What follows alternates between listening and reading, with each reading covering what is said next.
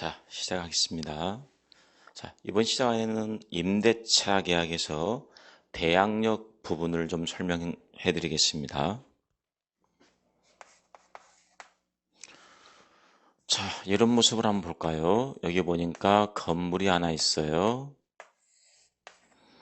자, 둘이 만나 임대차 계약을 체결을 했고요.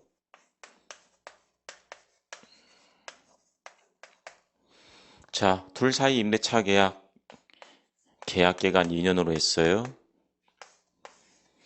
그래서 이 임차인은 이 건물을 2년 동안 사용하고 수익할 수가 있죠. 임차인이 취득한 이 권리를 우리는 임차권이라고 합니다. 임차권. 자, 임대차 관계 등기할 수 있습니까? 임대차 관계도 등기할 수가 있습니다. 그런데 임대인이 협력 안 해주게 되면 등기할 방법이 없겠죠. 그래서 일반적으로 임대인이 협력을 안 해주기 때문에 임대차 관계 일반적으로 등기를 못하게 됩니다. 자, 그런데 문제가 생겼어요. 1년 만에. 그 말은 임대차 계약 존속 중이다 그 말이에요. 존속 중에 갑이 이 건물을 병에게 처분했습니다. 양도했어요. 자, 이 경우 이제 이 병이 새로운 소유자죠. 이 건물의 새로운 소유자입니다. 새로운 소유자 병이 이제 을에게 가겠죠? 그러겠죠. 을에게 가서 야, 그 건물 내 거니까 나에게 달라. 건물 비워달라고 할 거예요. 이때 이 을이 과연 이 병에게 내가 애초에 계약을 2년 했고 아직 1년밖에 사용 못했기 때문에 남은 계약 기간 동안 내가 이 건물을 계속 사용하겠다라고 주장할 수가 있느냐, 싸워서 이길 수가 있느냐, 이 부분을 법률용어로 대항력이라 합니다. 앞으로 대항력이란 말이 계속 나오게 될 거예요. 대항력의 의미 기억하세요. 자, 이 경우에 과연 대항할 수가 있을 것인가, 이게 문제가 되는데 을이 취득한 권리와 병이 취득한 권리를 한번 살펴보세요. 을이 취득한 권리 임차권이잖아요. 임차권. 자, 임차권이라는 것은 자, 여기 보시는 것처럼 임대차 계약을 갑하고만 체결했잖아요. 그래서 이 임차인은 임대인 갑에 대해서만 사용시익을 주장할 수가 있습니다. 그래서 우리가 특정인에 대해서만 주장하는 권리, 이 권리를 채권이다라고 했죠. 그래서 이 임차권은 채권에 불과합니다. 병은 자기 앞으로 이전 등기에 격려함으로써 소유권이란 권리를 취득했잖아요. 소유권은 물권이잖아요. 자, 그러면 채권이라는 것은 특정인에 대해서만 주장하는 권리입니다. 하지만 물권이라는 것은 모든 사람들에게 다 주장할 수 있는 권리잖아요. 따라서 물권과 채권이 부딪히게 되면 물권이 우선하는 게 원칙이잖아요. 그래서 이 을이 병에게 대항할 수 있어 없어요? 대항할 수 없다라는 사실을 주의해야 되는 겁니다. 물론 여러분께서 혹시 공부해 봤던 분들은 이 건물이 주택인 경우에는 일정한 요건을 갖추고 있으면 대항할 수 있는데 제가 지금 주택 설명한 게 아닙니다. 나중에 주택 부분은 별도로 또 설명을 해 드릴 겁니다. 일단 일반적인 경우에 임대차 관계 등기 안 됐어요. 임차권은 채권에 불과합니다.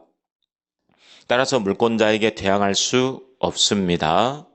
올해 시험에 어떤 부분이 나왔냐면 민법 622조 부분이 시험에 나왔었죠.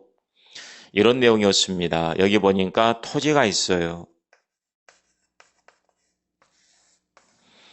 토지에 대해서 임대차 계약을 체결을 했고요. 자, 마찬가지 임대차 관계 등기 안 되어 있습니다. 예를 들면 계약 기간을 10년으로 했어요. 자, 이 을이 남의 땅을 빌렸는데 왜 땅을 빌렸냐면 이 토지 위에 건물을 짓기 위해서 땅을 빌렸어요. 건물을 짓고 싶은데 땅이 없다 그 말이죠. 땅을 사려고 봤더니 땅값이 너무 비싸요. 그래서 땅을 빌려가지고 건물을 지었네요. 자, 계약기간 중간에 갑이 이 토지를 제3자 병에게 양도를 했어요.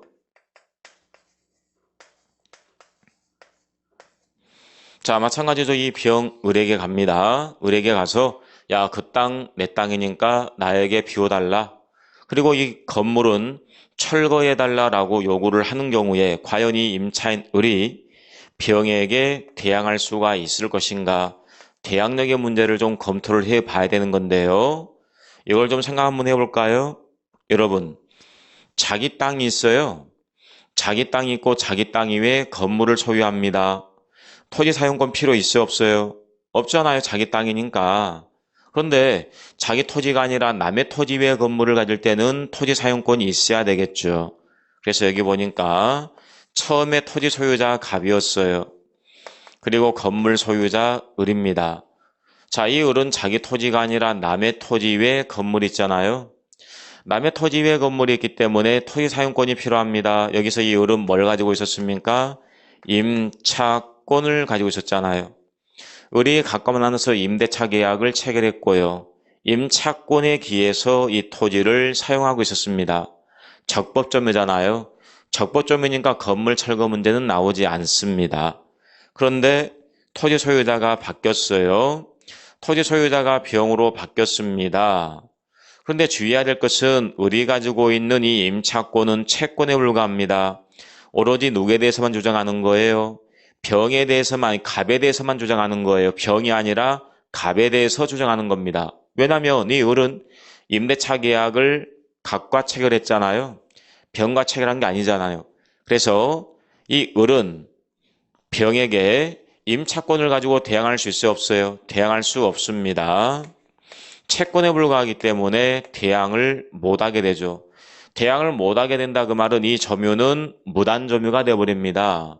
무단점유가 되어버리기 때문에 토지 소유자 병이 건물 소유자 을에게 건물 철거를 요구하게 되면 이 건물은 철거될 수밖에 없다는 거예요. 그래서 우리 민법에서요, 건물 철거 문제가 나오게 되면 이건 법적 관점이 아니라 경제적 관점에서 살펴보게 됩니다. 만약에 건물이 철거돼야 된다라고 한다면 사회적으로 큰 손실이잖아요. 따라서 법을 만들 때 입법자들이 건물 철거를 막기 위한 입법을 한다는 거죠. 그래서 622조에 어떤 내용을 규정해놨냐면 설령 임대차 관계가 등기가 안 됐을지라도 이 지상의 건물에 대해서 등기가 되어 있다라고 한다면, 예를 들면 이 우리 건물을 지었습니다. 그래서 이 건물 보존 등기가 격려가 되어 있습니다. 그리고 나중에 제3자가 소유권을 취득했습니다.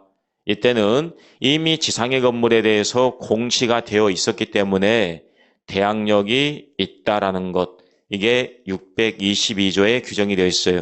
대항할 수가 있기 때문에 건물 철거를 막을 수가 있다는 것이죠. 이 부분이 올해 시험에 나왔던 부분입니다. 그래서 제가 여러분들에게 기초 강의 때 설명해 드린 내용들 있잖아요. 기초 강의 때 설명해 드린 내용 같은 경우에도 실제 시험에 나오는 부분들이 꽤 있습니다. 시험이 아무리 어렵게 나올지라도 40문제 전부가 어렵게 나온 건 아니에요. 아주 기초적이고 기본적인 문제들이 상당히 많이 나오는 겁니다. 그래서 여러분들이 기초 기본에 충실했을 경우에 고득점을 할 수가 있는 겁니다. 잘 아시겠죠? 네. 그래서 오늘은 임대차 관계에 대해서는 이 대항력의 문제 정도만 살펴보고요. 우리 물권법을 보도록 하겠습니다. 기초 과정은 계속 제가 말씀드리지만 모든 내용들을 다 하는 게 아니에요. 앞으로 여러분께서 기본서를 통해서 공부할 때, 민법을 공부할 때 가장 필요한 사항들에 대해서만 일단 가볍게 살펴보는 겁니다. 이 정도에서 계약법 마무리하고 우리 물권법을 들어가겠습니다.